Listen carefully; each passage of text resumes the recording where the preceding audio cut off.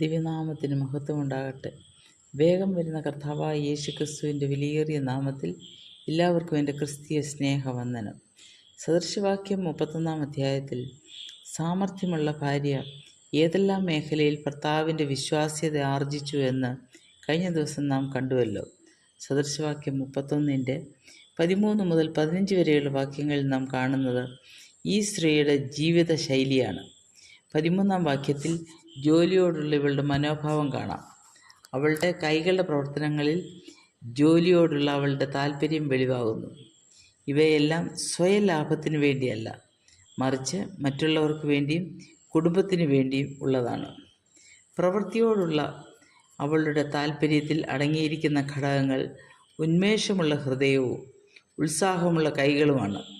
പ്രവർത്തന മണ്ഡലങ്ങളിലെ ഉദാസീനത സർവ്വസാധാരണമാണ്. ഭവനത്തിലെ ദൈനംദിന ജോലികൾ നമുക്ക് വിരസതയുണ്ടാക്കുന്നുണ്ടോ? ഈ വിരസത മാനസികമായി നമ്മെ തളർത്തുന്നുണ്ടോ? ഇതിനെ അതിജീവിക്കുവാൻ നമുക്ക് ദൈവകൃപ ആവശ്യമാണ്. ദൈവകൃപ നമ്മുടെ മനോഭാവത്തെ മാറ്റിയെടുക്കും. ദൈവവചനം ഇതിന് തരുന്ന മറുപടി കൊലോസ്യർ 3:23 നിങ്ങൾ ചെയ്യുന്നതൊക്കെയും മനുഷ്യർക്കെന്നല്ല കർത്താവിനെന്ന പോലെ മനസ്സോടെ ചെയ്യുവിൻ. ഇതിനു മുൻപുള്ള വാക്യങ്ങളിൽ ഭാര്യയും ഭർത്താവും മക്കളും മാതാപിതാക്കളും ദാസന്മാരും യജമാനന്മാരും അനുവർത്തിക്കേണ്ട ദൈവീക പ്രമാണങ്ങളെ സംബന്ധിച്ച് പറഞ്ഞ ശേഷം അതിൻ്റെ ആകത്തുകയാണ് കൊലോസ്യർ 3:23 പറഞ്ഞിരിക്കുന്നത്. ഉന്മേഷമുള്ള ഹൃദയത്തിനായും ഉത്സാഹമുള്ള കരങ്ങൾക്കായും നമുക്ക് പ്രാർത്ഥിക്കാം.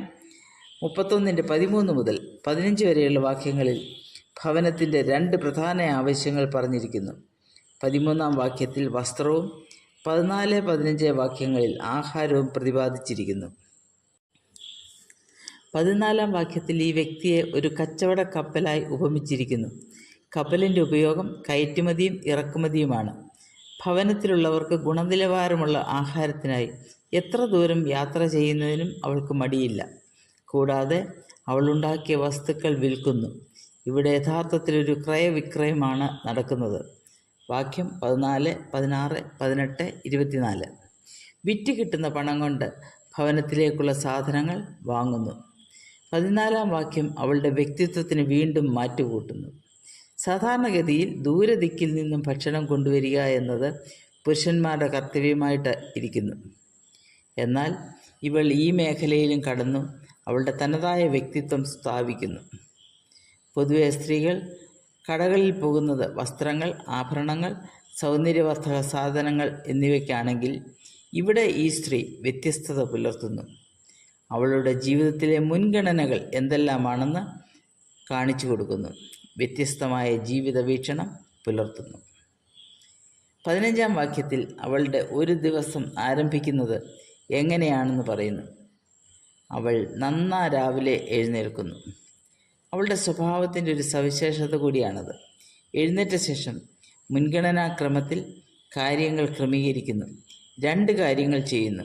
വീട്ടിലുള്ളവർക്ക് ആഹാരവും വേലക്കാരത്തികൾക്ക് ഓഹരിയും കൊടുക്കുന്നു. ഈ 2 കാര്യങ്ങളും ദിവസാരംഭത്തിൽ ചിട്ടയോടുകൂടി തുടങ്ങുന്നു. ഇവിടെ ഭവനത്തിലുള്ള എല്ലാവരും അവളുടെ സ്നേഹവും കരുതലും തിരിച്ചറിയുന്നു. രാവിലെ അവൾ ഉണരുന്നു. ഗൃഹനാഥ രാവിലെ ഉണരുമ്പോൾ വേലക്കാരത്തികൾക്ക് ഉണരാതിരിക്കുവാൻ സാധ്യമല്ല. ഉണർന്ന ശേഷം അന്നത്തെ ജോലികൾ വേലക്കാരികൾക്ക് പങ്കിട്ടു കൊടുക്കുന്നു. അവർക്ക് വേണ്ടുന്ന നിർദ്ദേശങ്ങൾ നൽകുന്നു. ഭവനത്തിലുള്ള മറ്റുള്ളവർ ഉണർന്നു വരുമ്പോഴേക്കും അവർക്ക് ഭക്ഷണവും മറ്റാവശ്യങ്ങളും തയ്യാറാക്കി വയ്ക്കുന്നു. ഇതിന് സമാനമായ വാക്യം സദൃശവാക്യം 27:27 കാണാം.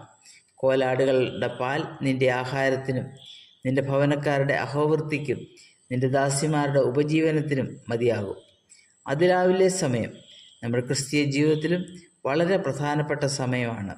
ശാന്തമായ അന്തരീക്ഷത്തിൽ ദൈവവചനം വായിക്കുന്നതിനും പഠിക്കുന്നതിനും ദൈവസന്നിധിയിൽ സമയം ചെലവഴിക്കുന്നതിനും നാം പ്രയോജനപ്പെടുത്തണം. നമ്മുടെ ചിട്ടയായ ക്രിസ്തീയ ജീവിതത്തിന് അത് സഹായകരമാകും.